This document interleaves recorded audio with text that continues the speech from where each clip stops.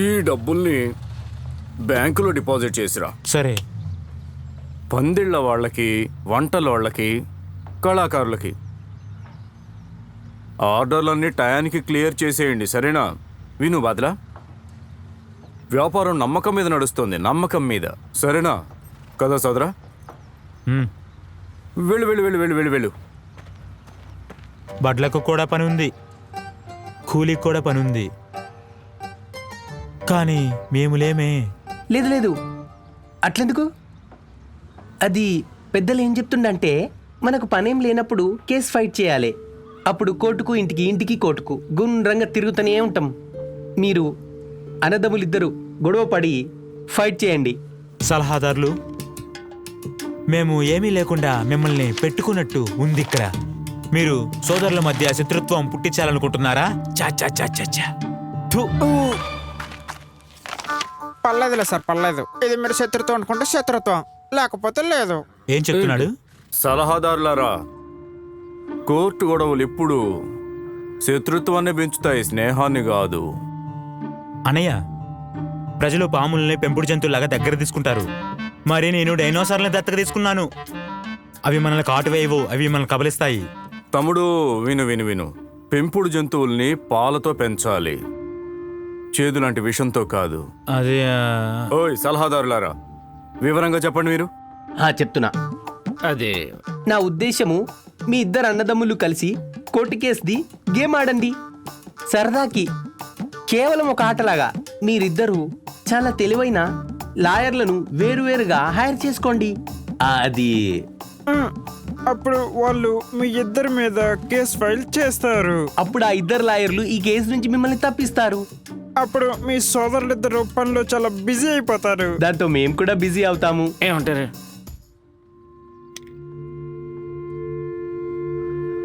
చెడ్డ ఆలోచన కాదు, ఆలోచించాల్సిన విషయం.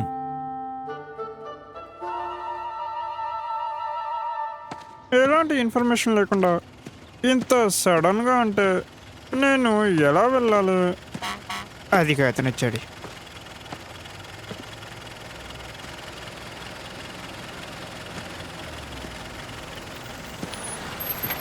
అస్సలాముఅలైకుం సార్. నమస్కారం. తాలూక్దార్ సార్, మీరు ఈరోజు నాకు గుడ్ మార్నింగ్ చెప్పకుండానే బయటకు వెళ్ళారు. నాకు మీరు అసలు ఎందుకు చెప్పకుండా వెళ్ళారో నాకు అర్థం కావట్లేదు. నాకు అర్థం కాలేదు. జీవితంలో ఆనందాన్ని ఇచ్చే రెండే ఉంటాయి, నిద్రపోవటం మరియు లూకి వెళ్ళడం. మీరు వాటిలో ఒక దాంతో బాగా బిజీగా ఉన్నారు. మిమ్మల్ని పొట్టన పెట్టుకోకూడదు అనుకుంటున్నా. నాకు చేయడానికి 3 పనులు ఉన్నాయి: తినడం, మరియు తిరగడం, మరియు నిద్రపోవడం. ఇంకేం లేవు.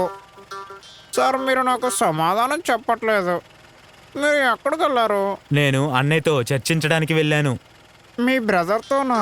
మీరు అంత ఇంపార్టెంట్ మీటింగ్కి నన్ను పిలవకుండానే వెళ్ళారు. అదంత భయంకరంగా ఏం లేదు కదా? ఏదొకటి, మీరు మీటింగ్లో ఒక దారిని కనుగొన్నారా? అయినా మీకు దారి దొరికిందా? కానీ మీ ఇద్దరం అనుకున్న ఆ కోతి వ్యాపారాన్ని పరిశీలిస్తున్నాము. కానీ మీరు కోతులైతే కాదు. మీరు ఆ సలహాని ఎందుకు తీసుకున్నారు? అది నా పిలుపు కాదు, నా సాధువు. అది కూడా నిజమే.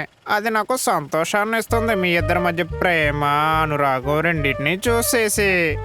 అది ఏంటంటే, తండ్రి కొడుకులు కూడా కలిసి రాని యుగంలో మీరు నన్ను ఫినిష్ చేయనివ్వరా?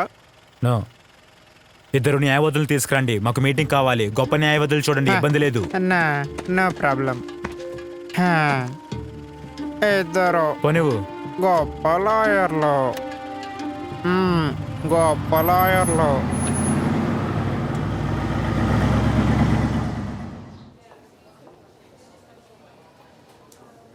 మీరు మీ వాదన వినిపించండి. సార్, గౌరవ మ్యాజిస్ట్రేట్ గారు, చరిత్రలో చాలాసార్లు చాలా మంది పెద్ద పెద్ద నేరాలు చేసి పాములు పొదల్లో దూరి తప్పించుకుంటున్నట్లు నేరస్తులు ఈ న్యాయస్థానం నుంచి చాకచక్యంగా తప్పించుకుంటున్నారు. కానీ ఈ కేసులో నేను విశ్వసిస్తున్నాను, తన తెలివితో తప్పించుకోవాలనుకుంటున్న ఈ పావుని నేను ఏ మాత్రం తప్పించుకోనివ్వను. యువర్ ఆనర్, ఈ ఇష్యూ ఇంకా క్లియర్ లేదు. కేస్ ఫైట్ పాయింట్స్ మీద ఉంటుంది. నా క్లయింట్ ఒక సాధారణ మనిషి, అలాంటిది పామెలా అవుతాడు? ఎంతో పేరు పొందిన వకీల్ నా అపోనెంట్ లాయర్ గారు. ఈ మధ్య కేసుకి సంబంధించిన పేపర్స్ చదవటం, హోంవర్క్ హోంవర్క్ చేసి రావటం మర్చిపోతున్నారు. బాధాకరం, చాలా బాధాకరం. Silent silent please. చాలా న్యూస్ పేపర్లలో రకరకాల న్యూస్లు ఉంటాయి. వాటిలో పల్లీలు తింటారు, న్యూస్ చదవరు. జవేల్ మహమ్మద్ ప్రతి కేసు ప్రిపేర్ అవ్వాల్సిన అవసరం లేదు. మిలత్ పదే పదే కుడికాలుతో తన్ని బాదల్ మియాని కింద పడేయటం వల్ల that's all, you are on point. Your honour, మిలాట్స్ రైట్ ఫుట్ తంతూనే ఉన్నది. Very sad. Right foot. Okay, మీరు మీ కుడికాలు చూపించండి.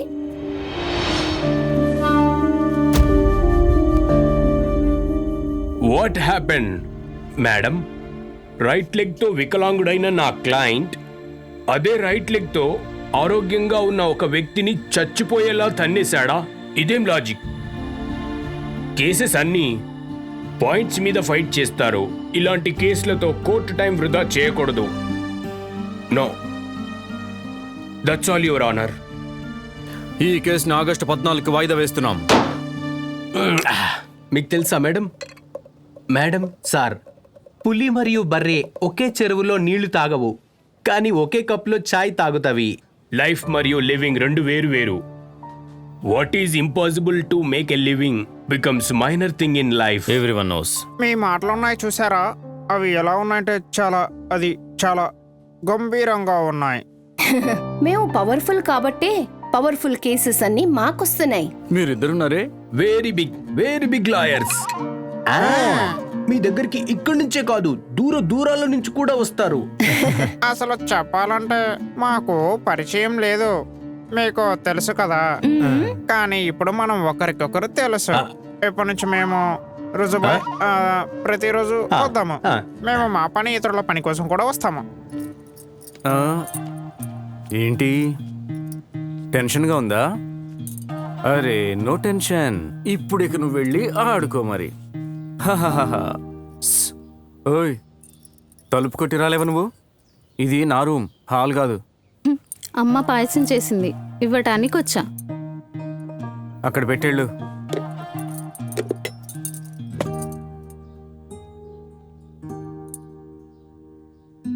ఏమైంది? ఎందుకు నువ్వు కరెంటు పోల్లాగా నిలబడి చూస్తూ ఉన్నావు? లేదు, ఈరోజు చక్కెర పాయసం షిప్లో మునగలేదు, కానీ అది మునిగిందనుకున్నాను.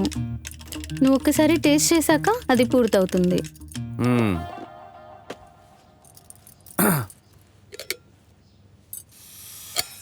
ఓ. ఏంటిది? భయపడు ప్లీజ్. నీకోసం చాలా కష్టపడి తెచ్చాను, ప్లీజ్ భయపడు. పర్లేదులే. ఓరి బాబోయ్ దేవుడా! ఊరి దేవుడా, కుంపదీసి చచ్చిపోయాడేంటి? సాయం చేయండి.